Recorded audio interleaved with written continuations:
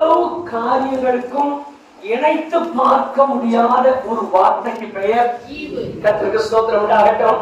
ஹல்லேலூயா. எந்த அன்புக்கும் இணையாக, எந்த சிநேகத்துக்கும் இணையாக, எந்த மாதிரியான நேசத்துக்கும் இந்த ஈவு என்கிற அந்த ஈவின் வார்த்தை இணைக்க முடியாத ஒரு காரியத்தை தேவன் செய்தார். நீங்க வாசிக்கலாம். நான் ஒரு காரியத்தை உங்களுக்கு வாசித்து காண்பிக்கிறேன். எபிரேயர் 6ஆம் அதிகாரம் 4ஆம் வசனத்திலே நீங்க வாசிப்பீர்களானால் இந்த ஈவு என்கிற இந்த வார்த்தை என்னமா எழுதியிருக்கிற வாசிக்கலாம். கர்த்தருக்கு மகிமையுண்டாகட்டும். போதும். இந்த ஈவு என்கிற இந்த வார்த்தை நமக்காக கொடுக்கப்பட்டது. மற்றவர்களுக்கு சொந்தமாக்கி கொள்ளுகிறவர்களுக்கு மட்டுமே இது சொந்தமாகும். சில நேரத்தில் சொல்லுவாங்க, அவர் எனக்கு தரிசனம் கொடுக்கட்டும், இயேசுநாதர் உயிரோடு இருக்கிறாருன்னா அவர் தான் உண்மையான சாமியா இருந்தா எனக்கு முன்னாடி நிக்கட்டும், நான் பாத்துக்கிறேன், அதுக்கு பின்னாடி நான் அவரை தொழுது கொள்றேன் சொல்லி நிறைய பேர் சொல்லுவாங்க. எனக்கு அவர் சொன்னாருன்னா நான் கேட்டுக்கிறேன்னு சொல்லி. இல்ல, இது என்னன்னு சொன்னா, பரத்திலிருந்து எனக்காக தேவனாலே அனுப்பப்பட்ட ஈவு. இந்த ஈவை நான் தேடி கண்டுபிடித்தால் எனக்கு பிரயோஜனமாயிருக்கும். மற்றபடி இது ஓடி உட்கார்ந்து சொல்ல வேண்டியதில்லை. எனக்காக இறங்கி வந்த ஈவு. இந்த ஈவுக்கு பரம ஈவு என்ற அர்த்தமா.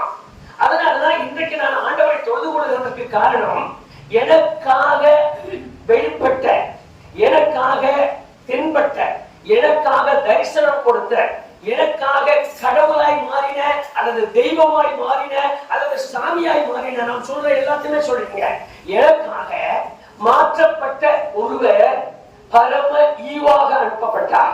கர்த்தருக்கு ஸ்தோத்திரம் உண்டாகட்டும். ஹல்லேலூயா, ஹல்லேலூயா. நான் எந்த மாதிரி சொல்றதுக்கு இல்லை, என்ன மாதிரி யோசிக்கிறதுக்கு இல்லை. நீங்க மறுபடியும் அந்த சிந்தனைக்கு வந்துருங்க. என்ன மாதிரி எனக்கு அங்க வந்தார் இங்க வந்தார் அப்படி போனார்னு சொல்றதுக்கு இல்லை. எனக்கு தெய்வமாய் வெளிப்பட்டவர் சாதாரண ஒரு காரியமாய் வராம, வெயில் எடுத்துக்கிட்டு அம்பு எடுத்துக்கிட்டு வராம, வெட்டியை கட்டிட்டு கல்லை தூக்கிட்டு வராம, மண்ணை தூக்கிட்டு வராம, வேதவசனத்துல எழுதிக்கிறது போல எனக்காக பரத்திலிருந்து இறங்கி வந்த தேவன் கொடுத்த ஈவு இயேசு. கர்த்தருக்கு ஸ்தோத்திரம். அதையே யாக்கோபு சொல்றாரு. நீங்க அப்படியே கொஞ்சம் வாசிக்கலாம். யாக்கோபின் புஸ்தகம் 1ஆம் அதிகாரம் 17ஆவது வசனத்துல பாருங்க. நன்மையான எந்த ஈவும் பூரணமான எந்த வரமும் பரத்திலிருந்து எங்கிருந்து உண்டான இந்த ஈவு? பரத்திலிருந்து எனக்காக உண்டாக்கப்பட்டு கொடுத்த ஈவு. அப்படியே சத்தியமா அப்படியே அவனை பிடிச்சு வைங்க, அவனை ஓடுறது விடாதீங்க. எனக்காக கொடுக்கப்பட்ட ஈவு, பரத்திலிருந்து வந்த ஈவு, பரலோகத்திலிருந்து உண்டான ஈவு, பரத்திலிருந்து எனக்காக இறங்கி வந்த இந்த ஈவு. நான் மறுபடியும் அந்த ஈவு உங்களுக்கு ஞாபகப்படுத்துறேன். அன்புக்கு, பாசத்துக்கு, நேசத்துக்கு, அப்புறம் என்னன்னா நீங்க மனசுக்குள்ள நினைக்கிறீங்களோ அவ்வளவுக்கும் இணையாகாத ஒரு ஈவு, ஒரு அன்பு எனக்காக பரத்திலிருந்து உண்டாகி ஜோதிகளின் பிதாவிடத்திலிருந்து இறங்கி வந்தது. இந்த ஈவுக்கு இன்னொரு வார்த்தையும் தமிழ் வார்த்தை இருக்கு. வெகுமதி அப்படிங்கிற ஒரு வார்த்தை அதுக்கு பொருள். அன்பளிப்பு, வெகுமதி, பரிசு, இந்த 3 பொருளுமே இந்த ஈவுங்கிறதோட கொஞ்சம் இணைந்தவர். ஏன்னு சொன்னா, அன்பளிப்பு அப்படின்னு சொல்லிட்டா நான் திருப்பி கொடுக்க வேண்டியதில்லை. நம்ம தான் சண்டை போட்டுட்டா கேட்கிறாங்க. நான் இல்ல இருப்போம், ரொம்ப பாசமா இருப்பாங்க. இந்த மொய் வச்சதெல்லாம் பார்த்தீங்கன்னா, கல்யாணத்துக்கு போனோம், விசேஷத்துக்கு போய் வச்சுட்டோம்னா சண்டைன்னு வந்தாலே போதும், நான் வெச்ச மொய்யை திருப்பி வையும். அதுக்கு பேர் அன்பளிப்பு இல்லை. அன்பளிப்பு அப்படின்னு சொன்னாலே எங்கிட்ட போட வேண்டியதான். நீங்க நல்லா கவனிங்க. அப்படியே ஒரு நிமிஷம். பள்ளிக்கூடம் கட்டுறாங்கல்ல, பள்ளிக்கூடம் நடத்துறாங்கல்ல, அங்க போய் சேர்க்கும் போதே டொனேஷன் எவ்வளவு, அப்புறம் பள்ளிக்கூடத்துக்கு பீஸ் இவ்வளவு தான். பள்ளிக்கூடத்துக்கு பீஸ் கொடுத்துறேன், ஆனா அந்த டொனேஷன்ங்கிறத அன்பளிப்புங்கிற பேர்ல வாங்கிக்கிறாங்க. இந்த அன்பளிப்பு யாருக்கு உள்ளது? ஆமா, ஒரு பையன் ஒரு ஆளுக்கு 50,000 கேட்கிறாங்க. 50,000 அன்பளிப்பை கொடுத்து என் பையனையும் நான் சேர்த்திட்டேன், பள்ளிக்கூடத்து பீஸையும் கட்டிக்கிட்டான். 50,000 கொடுத்தா தான் எனக்கு, 20,000 கொடுத்தா தான் எனக்கு பள்ளிக்கூடத்துல இடம். அது அன்பளிப்பு, டொனேஷன். இந்த அன்பளிப்பை வாங்கி நான் கட்டடம் கட்டி வச்சுக்கிறேன், காரணம் வைக்கிறேன், போட்ட வாங்கிக்கிறேன். யாருமே போய் என் பையன் படிச்சு முடிச்சுன்னா நான் அன்பளிப்பா கொடுத்தேன் இல்ல, அதை இங்க கொண்டு வந்து கேட்கறதுக்கு வழி இல்லை. காரணம் என்னன்னா அது அவன் கையில அழிக்கப்பட்டது. என்னன்னாலும் பண்ணிக்கிறான், எப்படினாலும் பயன்படுத்திக்கிறான். அந்த வார்த்தையை கொஞ்சம் கவனிக்க. ஏன் தேவன் வெகுமதி, பரிசு, அன்பளிப்பு என்கிற ஒரு ஈவாக தமது மகனை அனுப்பினார் என்றால் இந்த வெகுமதி 2 காரியங்களை செய்வான். நான் வேத வசனத்துல வாசிக்கலாம். அப்படி கொஞ்சம் வாசிங்க. நீதிமொழிகள் 18ஆம் அதிகாரம் 16வது வசனத்தை வாசிக்கலாம். நீதிமொழிகள் 18, 16 கொஞ்சம் எடுத்து வசிக்கிறமா. ஒருவன் கொடுக்கும் வெகுமதி அவனுக்கு வழி உண்டாக்கி கர்த்தருக்கு ஸ்தோத்திரம் உண்டாகட்டும். என்னை அவரை எனக்கு வெகுமதியாக தேவன் தந்ததால் இந்த வெகுமதியினுடைய முழுமையான தோற்றத்தின் முடிவு என்னவென்றால் என்னை பெரியவருக்கு முன்பாக கொண்டு போய் நிறுத்துமா. கர்த்தருக்கு ஸ்தோத்திரம் உண்டாகட்டும். நான் என்மேல் கோபம் கொண்டு என்னை வேண்டாம் என்று ஒதுக்கி யூத சாதியை தெரிந்து கொண்ட ஒரு பெரியவருக்கு முன்பாக என்னை கொண்டு போய் அவருக்கு முன்பாக அப்படியே நிறுத்தி இவனும் நமக்குள்ள அழகுதான் சொல்றான். என் குறைகளை மாற்றி என் கரைகளை நீக்கி என்னை கொண்டு போய் பெரியவருக்கு முன்பாக நிறுத்த வேண்டும் என்பதற்காக தேவன் தமது மகனை எனக்கு ஈவாக அனுப்பினார், வெகுமதியாக அனுப்பினார். கர்த்தருக்கு ஸ்தோத்திரம் உண்டாகட்டும். எல்லாரும் ஒரு அழகை சொல்லுமா. சும்மா மாட்டு தொழுவத்துக்கு போகல, சும்மா இந்த வரைக்கும் வந்து அவங்க மயக்க பிடிக்கல. அவங்க பிடிச்சதனுடைய உள்ளான நோக்கம் எல்லாம் எனக்காக என்னை தூக்கி பெரியவருக்கு முன்பாக நிறுத்துவதற்காக தன்னுடைய சொந்த மகனை அவரே வெகுமதியாய் கொடுத்தார், அவரே ஈவாக அனுப்பினார். நீங்க வாசிங்க. நான் இன்னொரு நல்ல வசனத்தை வாசிக்கலாம். 19ஆம் அதிகாரம் 6வது வசனத்துக்கு வாங்க. நீதிமொழிகள் 19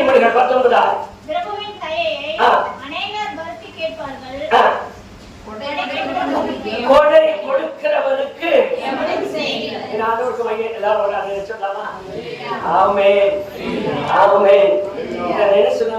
பாடினார்.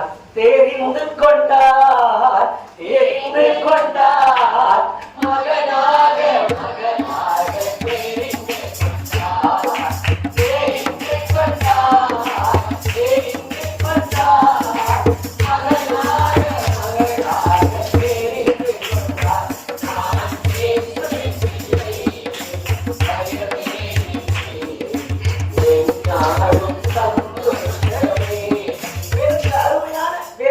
வசனங்களை நாம் வாசிக்கும் பொழுது மட்டும் இல்ல, அவை இன்னும் பொழுதுதான் அதனுடைய ருசியை நாம் பார்க்க முடியும்.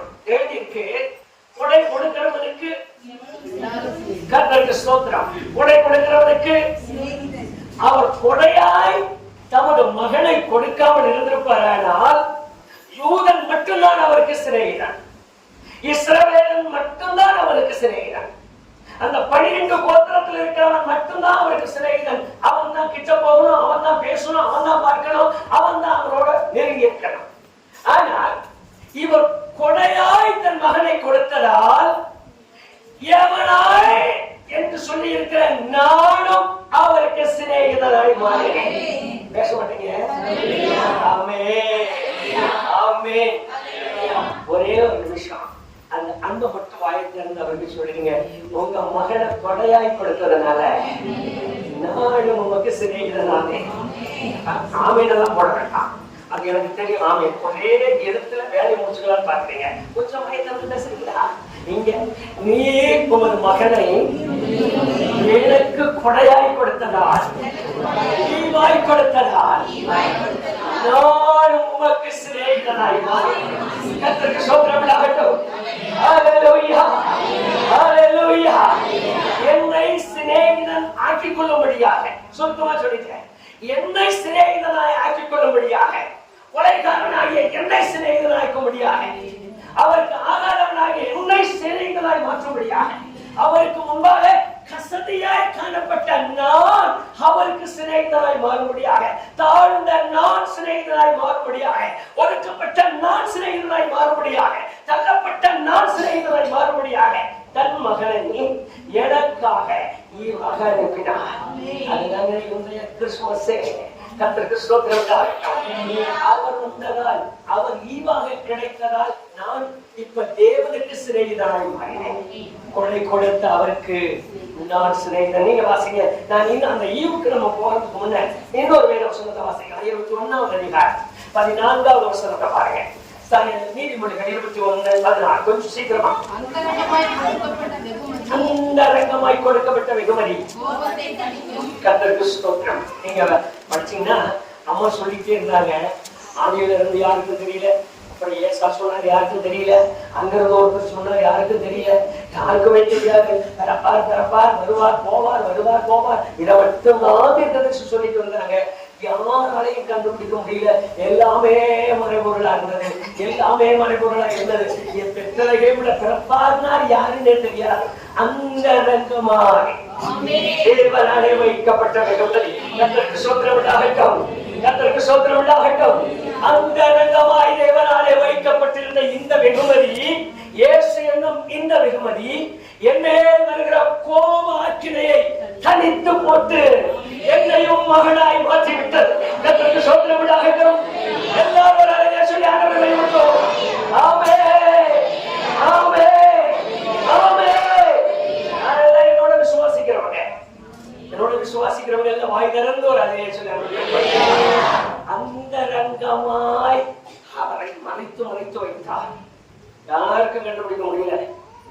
மரியாதை யாருக்கும் தெரியாது, யோசேப்பு யாருக்கும் தெரியாது. வந்துட்டே வராங்க. எத்தனை மரியாதை, எத்தனை யோசேப்பு, எத்தனை சாமுவேல், எத்தனை ஏசா, எத்தனை ஓசியா, யோவேல் எல்லாம் பிறந்து பிறந்து போயிட்டு இருக்காங்க. பிறக்கும் போது ஒருத்தன் பாக்குறாரு, சிமியோன் பிறந்து பின்னால பார்த்துட்டு இருக்காரு. ஒருத்தர் வருவாரு, அவனை பார்த்தா போதுமே, அந்த பாட்டு போய் அங்க உட்கார்ந்துட்டு தேவாலயத்துல எப்படியாவது அவரை பார்த்தா போதுப்பா, சாகரது கூட என் கண்ணுல பார்த்தா போதும். ஆனால் அந்த ரங்கமாய் கொடுக்கப்பட்டார், யாருக்குமே தெரியாம கொடுக்கப்பட்டார். ஒரே ராத்திரியிலே சொப்பனத்துல தோன்றி பரிசுத்தாவினால் வந்திருக்கு ஏசன் வேலையே அதுக்கு பின்னாடி இருக்கிறதை நான் சொல்லிக்கிறேன்.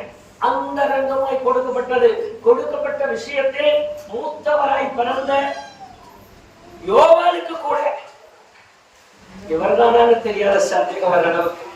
அந்த ரங்கமாய் வைக்கப்பட்ட பொக்கிஷம், அந்த ரங்கமாய் வைக்கப்பட்ட ஈவு என் தேவனுடைய கோபத்தை தணித்து என்னைக்கு வரைக்கும் என்ன உயிரோட வச்சிருக்கேன்.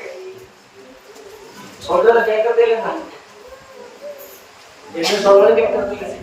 எத்தனை பேர் வேலை வாசிக்கிறேன்னு நினைச்சு பாருங்க, எத்தனை பேர் ஜெபிக்கிறோம்னு நினைச்சு பாருங்க, எத்தனை பேர் சரியா ஆண்டவருக்கு முன்பாக கற்பனைகளை கை கொண்டு நடக்கிறேன்னு பாருங்க.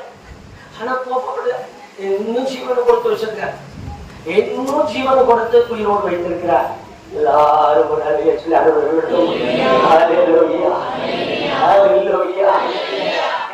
படமா இன்னும் எல்லாரும் சேர்ந்து வெள்ளங்கி பொன்மொழி வாத்தியம்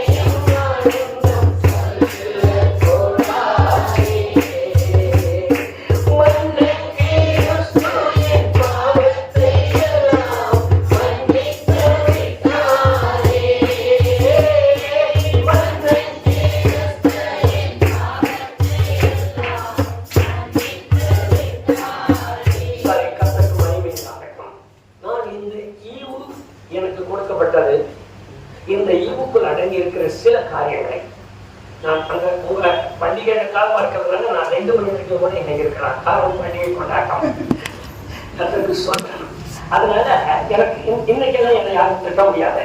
பண்டிகைன்னா அப்படிதான்ப்பா அப்படின்னு நீங்க பேசிட்டு எனக்கு பேசுறீங்க. அந்த சந்தோஷத்துல நான் மறுபடியும் ஒரு வேற வசனத்துக்கு வருகிறேன். ஈவாக கொடுக்கப்பட்ட காரியத்தை பெற்றுக் கொள்ளாமல் போகக்கூடாது.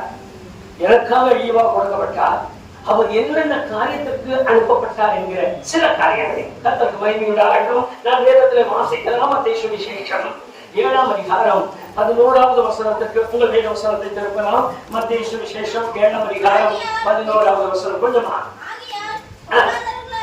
அம்மா எங்களுக்கு வேண்டிய ஆகாரத்தை அதமா ஒருத்தர் சத்தமா இப்ப வாசிங்க. ஆகையால் கல்லாதவர்களாகிய நீங்கள் பொல்லாதவர்களா அதெல்லாம் நல்லா தெளிவா சொல்லுங்க. பொல்லாதவர்களாகிய நீங்கள் அப்ப கூட நமக்கு டைட்டில் வந்து பைபிள் சொல்றது நல்லவன்னு சொல்ல பாருங்க. என்ன சொல்லிட்டு கர்த்தருக்கு ஸ்தோத்திரம். அதுதான் இந்த சேட்டையெல்லாம் நம்மளை விட்டு போட அது பைபிளே நமக்கு வேறு சொல்கிறேன். சரி பாடிங்க போட்டோம். பொல்லாதவர்களாகிய நீங்கள் உங்கள் பிள்ளைகளுக்கு நல்ல ஈவுகளை கொடுக்க அறிந்திருக்கும் போது பரலோகத்தில் இருக்கிற உங்கள் பிதா வேண்டிக் கொள்கிறவர்களுக்கு கர்த்தருக்கு ஸ்தோத்திரம், கர்த்தருக்கு ஸ்தோத்திரம். இப்ப இவர் கொடுத்திருக்கிற ஈவனுடைய முதல் பகுதி என்ன? தப்பு. கர்த்தருக்கு மகிமை. என்ன ஈவமா? எந்த ஈவம் முதல் கட்டளையிட்டிருக்கிறார்? எல்லாம் நன்மையான ஈவுகளை எனக்கு அவர் வைத்திருக்கும் போது, பிறக்க வைக்கும் போதே, மனுஷனை பிறப்பன்னு சொல்லும் போதே நன்மையான ஈவுகளை எனக்கு கொடுக்கும்படி அவரை அனுப்பி இருக்கும் போது, இன்னும் எத்தனை குடும்பங்கள் இந்த நன்மையான ஈவுகள் இல்லாமலே இருக்கிறோம். அதை மட்டும் மனசுக்குள்ள கொண்டு வாங்க. நான் கிறிஸ்தவனா தான் இருக்கேன், நான் ஆண்டவருடைய பிள்ளையா தான் இருக்கேன். ஆனா வாயை சப்பாம என்னால இருக்க முடியாது. கன்னத்துக்கு கையை வச்சு என்னால இருக்க முடியல. ஏதோ ஒரு பொல்லாத வார்த்தையை பேசாம என்னால இருக்க முடியல. என்ன வார்த்தை? என்ன பாழா போச்சுப்போ, என்ன பொழப்பு பொழைச்சு ஒண்ணும் இல்லை, எதுக்கு வாழ்றேன், என்னத்தை பொழப்பு பொழைச்சது போ. ஐயோ ஏன் கேட்கிறேன்? எங்க இருந்து ஆரம்பிக்குது? பிறந்த நாள்ல இருந்து. நான் பிறந்தது வேஸ்ட் நம்மளே சொல்லிக்கிறோம். அப்புறம் எனக்கு கல்யாணம் பண்ணி வச்சது வேஸ்ட். நான் பேசாம இருந்திருக்கலாம். எனக்கு எதுக்கு இந்த வம்பு? ஏண்டாப்பா இந்த வீட்டை கட்டணும்னு இருக்கு. இன்னும் சொல்லுவோம், ஏண்டா எங்க கட்டணும்னு இருக்கு. அந்த பக்கம் போயிருக்கலாம். இந்த சன்னிபாளையம், சௌரப்பூர், அங்க ஏதாவது போய் வாங்கி ஒரு சின்ன புருஷிய போட்டு கூட வந்திருக்கலாம். இதெல்லாம் கட்டி எனக்கு என்ன உள்ளது? படுத்த தூக்கம் வருதா? இந்த பக்கம் படுத்தா அந்த பக்கம் அடுத்தது, இந்த பக்கம் படுத்தா இந்த பக்கம் அடுத்தது. ஐயோ ஒரு காய் கறி திங்கிறதுக்கு இல்ல, ஒரு காய் திங்கிறதுக்கு இல்ல, கொஞ்சம் ஒரு நல்ல துணி போட்டுட்டு போயிட்டு நான் வந்து படுத்துப்பேன். எங்க எங்க வீட்டுல கர்த்தர் சொல்றோம், கொஞ்சம் அப்படி பார்த்தா போதும். வெளியில மட்டும் போயிட்டு வந்தா போல. அது நாங்க 2 பேரும் வண்டியில போயிட்டு வந்தோமா, என்ன குழப்பம் பொழைச்சு.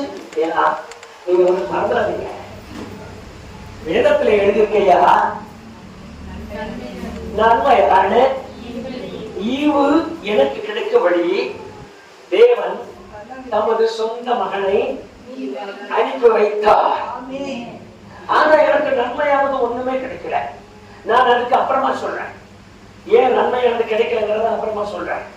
டிச்சு போறது கூட வழி விட மாட்டோம், அந்த தண்ணி ஓரமா போறது கூட வழி விட மாட்டோம். நம்ம இடத்துல கொஞ்சம் இடத்த விட்டுட்டு இதுல டிச்சு போட்டு விட மாட்டோம். அப்படியே முட்டுக்கல்ல 2 இன்ச்சு அந்த பக்கம் போனாலும் இந்த பக்கம் கட்ட மாட்டோம்.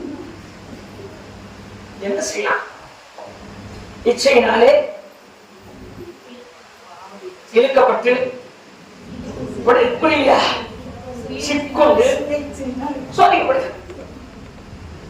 இழுக்கப்பட்டு சிக்கொண்டு சோதிக்கப்படுறோம். அப்புறம் ஈவத்துக்கு என்ன பண்ற?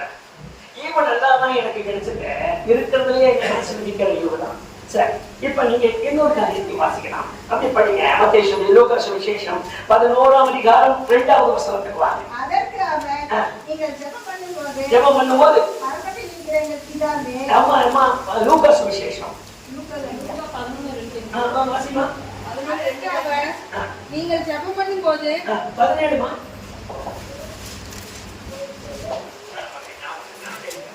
லூக்கா சுவிசேஷம் 11ஆம் அதிகாரம்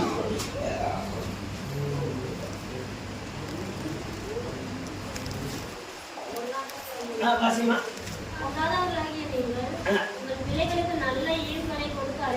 அறிந்திருக்கும் போது பரமபிதாவானவர் ஸ்தோத்திரம். ஒரு நல்ல ஈவு, இந்த நல்ல ஈவு எங்க போய் முடியுதுன்னு சொன்னா பரிசுத்த ஆவியானவர. கர்த்தருக்கு ஸ்தோத்திரம். தரலாம் நான் சொல்ற வார்த்தை புரிஞ்சிருக்குன்னு சொல்ற ஒரு அழகே சொல்றேன். கர்த்தருக்கு மகிமை உண்டாகட்டும். நல்ல ஈவுக்காக அவர் என்னை அழைக்கிறார். நான் பெற்றுக்கொள்ள வேண்டிய இந்த நல்ல ஈவினுடைய முதல் பகுதி பரிசுத்த ஆவியானவர். கர்த்தருக்கு ஸ்தோத்திரம் உண்டாகட்டும். பரிசுத்த ஆவியானவர். சிலருக்கு என்னன்னா அபிஷேகம் தான் வாங்கிக்குவையா, என்னைக்கு கொடுத்தா கூட இப்ப கொடுத்தா கூட பரிசுத்தாவின் அபிஷேகம் எனக்கு கிடைக்கும் வாங்கிக்குவேன். ஆனா ஒண்ணு, பரிசுத்தாவின் அபிஷேகம் பெற்றா நான் திருட்டுத்தனமா சாயம் முடிக்க முடியாது. பரிசுத்தாவின் அபிஷேகம் பெற்றா நான் பொய் பேச முடியாது. பரிசுத்தாவின் அபிஷேகம் பெற்றா நான் எந்த காரியத்தையும் செய்ய முடியாது. அதனால எனக்கு கொஞ்சம் பரிசுத்தாவின் அபிஷேகம் எல்லாம் கொஞ்சம் வயசாகி ரிட்டையர்ட் ஆன பின்னாடி பார்க்கலாம். கொஞ்சம் ஆகணும், எல்லாம் ஓஜ பின்னாடி அவர் அபிஷேகம் பண்ணிக்கலாம். சிலர் பொறிய காரியத்துல ரொம்ப தாமதமா இருக்கும், சில காரியத்துல ரொம்ப சோர்ந்து போய் இருக்கிறோம். அது நமக்கு வேண்டாமே ஒதுக்கி இருக்கோம். ஆனா வேதத்துல எழுதியிருக்கு, முதல் அவர் கொடுக்கிற ஈவாக அனுப்பினதனுடைய நோக்கமே நான் வாயை திறந்து பேசுறேன். நான் இதெல்லாம் இல்லை, அதான் நான் சொல்லிட்டேன். நான் 2 நாள் சரி 3 நாள் சரி நீங்க சரியான காரியம் அவர் தருவது தெரியாம போனீங்கன்னா பிரயோஜனமே இல்லை. நம்ம கிறிஸ்தவங்க வாழ்ந்த பிரயோஜனம் இல்லை. நான் டிவியில பிரசங்கம் இல்லை, நாம எல்லாரும் செய்ய மாட்டோம். சகோதரா அப்படின்னு போட்டு நான் ஏற்கனவே உங்களோட பேசிருக்கேன். நீங்க கேட்டதை பண்ணீங்கன்னா நீங்க கணக்கு கொடுக்கணும், சொல்லத பண்ணி நான் கணக்கு கொடுக்கணும். அதனால இன்னைக்கு நான் விளக்கமா சொல்றேன். எனக்கு கொடுக்கிற முதல் நல்ல ஈவு என்ன? பரிசுத்த ஆமென் ஆமென். ஏன் ஆவிக்கும் பரிசுத்த ஆவிக்கும் வித்தியாசம் இருக்கு? என்னுடைய ஆவி மாம்சத்துக்குரியதை மாத்திரமே செய்யும். என்னில் இருக்கிற பரிசுத்த ஆவியை நான் பெற்றுக்கொள்வேனால் பரிசுத்த ஆவி ஆவிக்குரிய ஒரு மனுஷனாக என்னை முழுமையாய் மாற்றும். இதுக்காக தான் எனக்கு பரிசுத்த ஆவியை கொடுக்கிறார். இப்ப பரிசுத்த ஆவி எனக்குள் இருக்கலாம் அப்படின்னு சொல்லி நான் சொல்லிக்கலாம். ஆனா நீங்க வேதவசனத்துல வாசிங்க, அங்க சொல்றது என்னன்னா படிச்சு பாருங்க. எபேசியர் 1ஆம் அதிகாரம் 13ஆம் வசனத்துக்கு வாங்க. எபேசியர் 1ஆம் அதிகாரம் 13ஆம் வசனம், 4ஆம் அதிகாரம் 30ஆம் வசனம், இந்த 2 வசனத்தையும் கொஞ்சம் எடுத்து சீக்கிரமா படிக்கிறாங்க. சத்திய வசனத்தை கேட்டு விசுவாசிகள் ஆன போது வாக்குத்தத்தம் பண்ணப்பட்ட பரிசுத்த ஆவியால் அவர்கள் முத்திரை போடப்பட்டார்கள். என்னை முத்திரிக்கிற பரிசுத்த ஆவியானவர். உங்களுக்கு இப்ப நான் சொல்லி கொடுக்குற அந்த வார்த்தையை கவனிச்சுங்க. என்னை முத்தரிக்கும்படி பரிசுத்த ஆவியானவர். எதற்காக என்னை முத்தரிக்கிறார் என்றால், நீங்க கவனிச்சீங்கன்னா வீடு சீல் வச்சுட்டேன்னு சொல்லுவாங்க. இந்த வீடு சீல் வச்சிருக்கு. சீல் வச்சுட்டு அதனுடைய அர்த்தம் என்னன்னா, உள்ள இருந்து வெளியே எதையும் கொண்டு போக முடியாது, வெளியே இருந்து உள்ளையும் உன்னையும் கொண்டு போக முடியாது. அப்ப உள்ள என்ன பாங்கு இருக்கோ, என்ன காரியம் இருக்கோ, அது அப்படியே அடைக்கப்பட்டு இருக்கும். வெளியில் இருக்கிறது எதுவுமே உள்ள வராது. இதற்கு பெயர் தான் முத்திரை. இந்த முத்திரையை உடைக்க யாராலும் கூடாது. இப்ப நான் என்னுடைய கிரியைகளை அறிக்கை செய்து நான் தண்ணீரிலே மூழ்கி ஞானஸ்நானம் பெற்றவுடன் என்னை அவர் முத்தரிப்பாரானால் எனக்குள் இருக்கிற நல்ல கிரியைகள் அப்படியே இருக்கும்படி முத்தரிக்கிறார். ஆமென் ஆமென். இப்ப வெளியில் இருக்கிற கிரியை எனக்கு உள்ள போகக்கூடாது.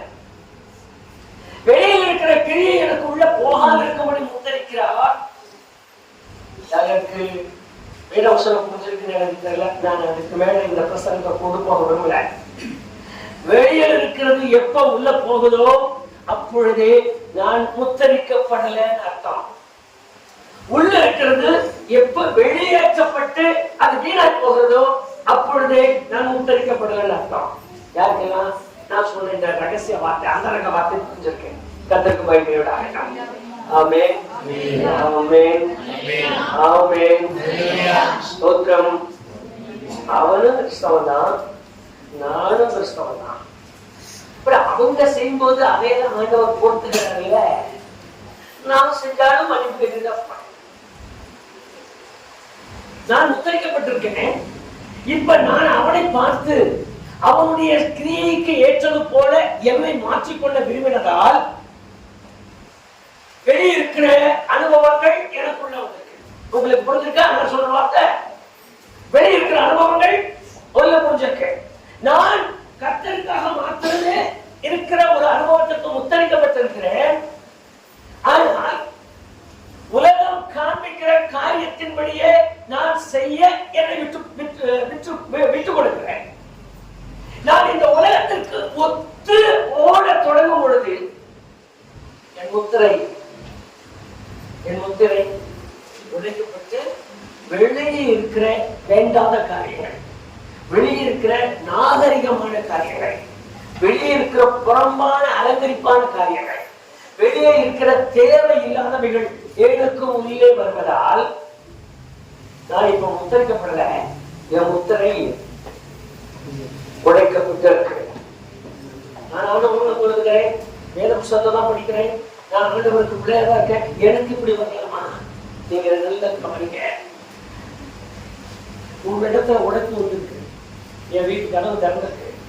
அங்கிருந்து வர்ற தண்ணி உள்ள நுழையும் போது அப்படியே வடிகட்டி தண்ணி மட்டும் உள்ள வரதில்லை. இப்ப பேசுங்க. தண்ணி மட்டும் உள்ள வர்றதில்லை. கூட கசடையும் செத்து போன உணவு வரைக்கும், நாய் வரைக்கும் யாருக்கு புரிஞ்சிருக்கு? புரியுதுங்களா? அப்ப இதனுடைய அர்த்தம் என்ன? என்